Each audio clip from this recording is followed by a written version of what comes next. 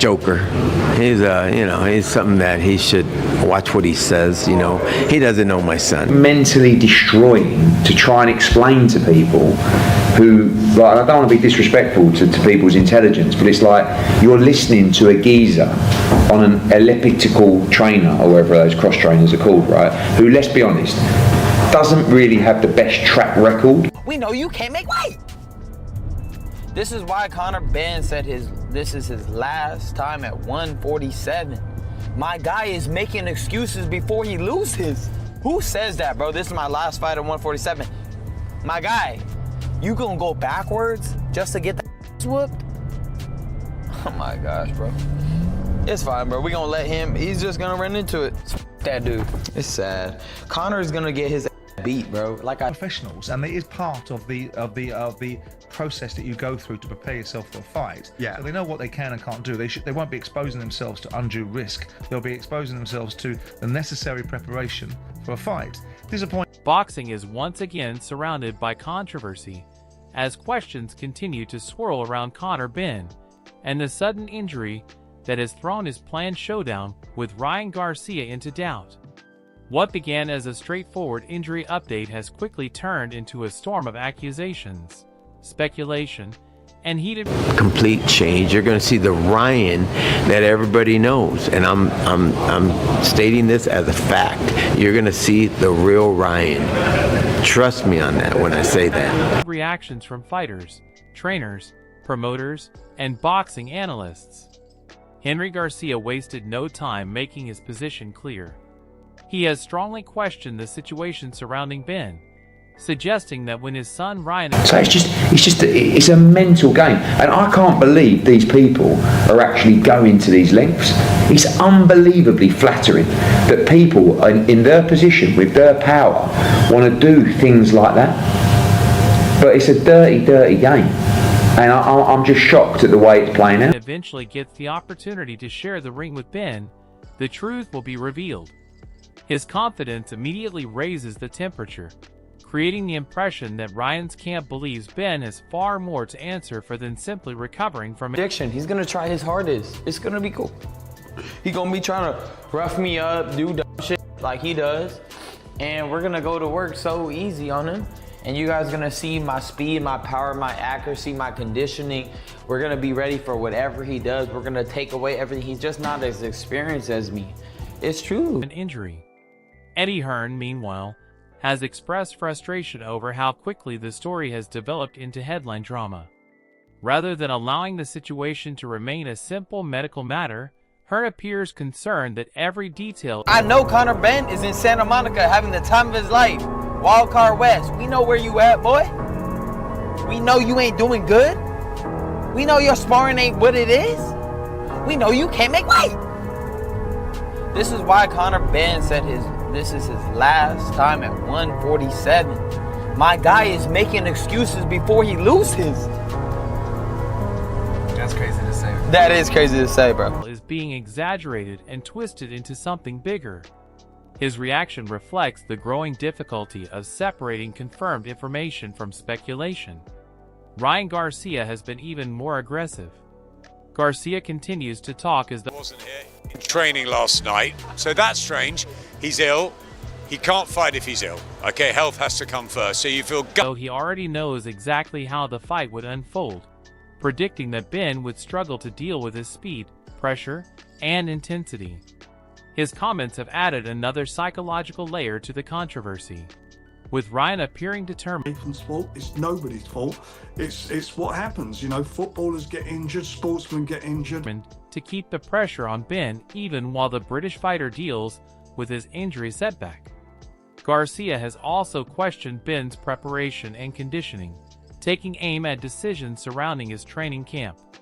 Those comments may be part of the... This is good. The sauce is good. And so when I'm hearing these things, I'm like, nah. And so it's popping out left, right, and centre. The sauce is good. And so to me, I just shook my head. And when I... Usual pre-fight trash talk.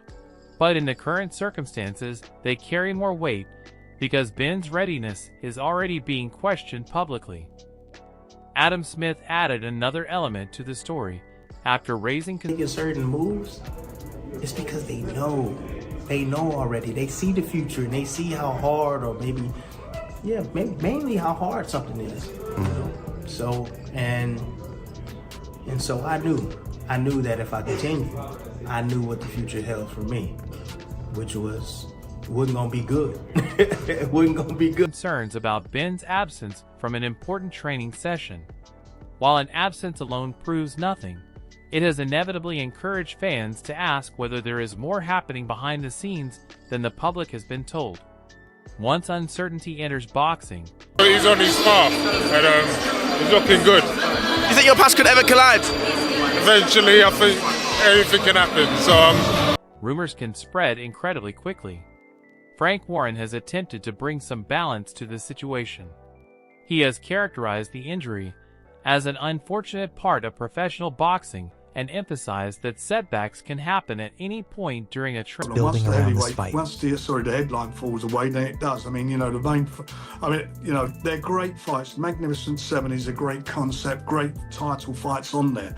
However, you know, all the media were concerned, the most, other than local media from where, for example, where Nathan or any of the other boxers come from, where they're focusing on the local hero. Most of the mainstream, including yourselves, any discussions we had, because TalkSport training camp.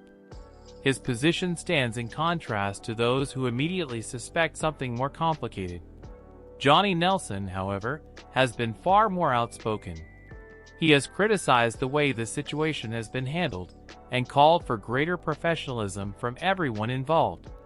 At the same time, Nelson has pushed back against wild rumors, particularly claims involving deliberate wrongdoing or poisoning, dismissing those theories as fake news rather than established facts. Tim Bradley. What we need to kill a striker. It's funny, I watched last night watching the Man City game. What a good buy they've got there, what they've done. I mean, he scored, 3 goals? Yeah. Well, should have been 3 goals in 2 games. I mean, that stupid VAR nonsense again last night. I mean, it's like they're Bradley offered a perspective based on his own experience inside the sport. He suggested that fighters sometimes recognize problems developing long before the public receives an official explanation. That observation has naturally fueled speculation, although it does not establish what is actually happening inside Benn's camp. Daniel Dubois kept his comments relatively measured, acknowledging that boxing careers can eventually cross paths while remaining focused on his own journey. His reaction provided a reminder that this Helm has suffered some sort of ankle injury. Maybe I was just, seeing things with that one. But he is injured. It's not really specified. I don't know why. I'm sure I saw it was ankle, but maybe not. Maybe I was just saying. Sport changes quickly, and that today's controversy can easily become tomorrow's matchup. Dave Caldwell took perhaps the most cautious approach. He emphasized that people outside the camp simply do not know the complete story. His comments highlight one of the biggest problems surrounding the controversy. Speculation is filling the gaps left by limited information. Liam Gaff also added uncertainty by discussing what appeared to be a possible ankle problem, while stopping short of Something popped up and said it's fake news that the fight was off and all this sort of stuff was going on about some poisoning, scandal, foolishness, and they tried to shut this thing down.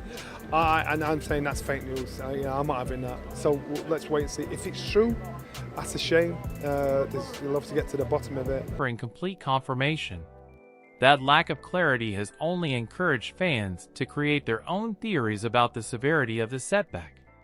Eddie Hearn has continued to avoid unnecessary speculation, acknowledging the difficult circumstances while leaving the responsibility for overcoming the setback with Ben and his team. His restrained approach suggests See what happens, but that's for them to overcome now, and it's a very difficult situation. That there may be little value in adding fuel to an already heated situation. Spencer Oliver offered perhaps the most sensible perspective, arguing that medical professionals, not social media, fans, or rival camps, should ultimately determine whether a fighter is fit to compete. Boxing is already a dangerous sport, and entering a major fight while injured could have serious consequences. There is also a significant financial side to the story. Frank Warren has pointed out the enormous amount of money that can be lost. But he will have seen the doctor, and the doctor will make that decision on whether he should fight or whether he shouldn't fight. I mean, listen, this is the hurt business. You can only go in there 100%. When a major fight collapses after months of preparation. Training camps involve coaches, sparring partners, nutritionists, travel, facilities, and countless other expenses.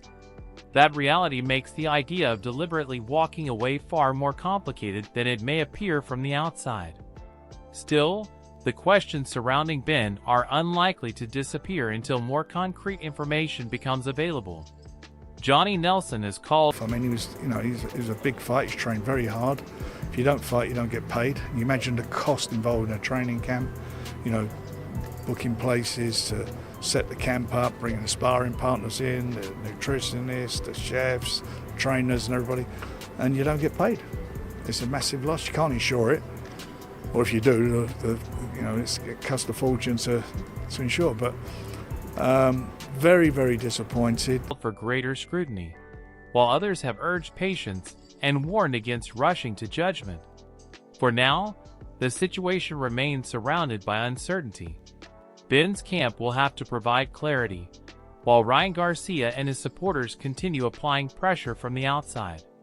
Until medical information and official details emerge, accusations remain accusations, not proof.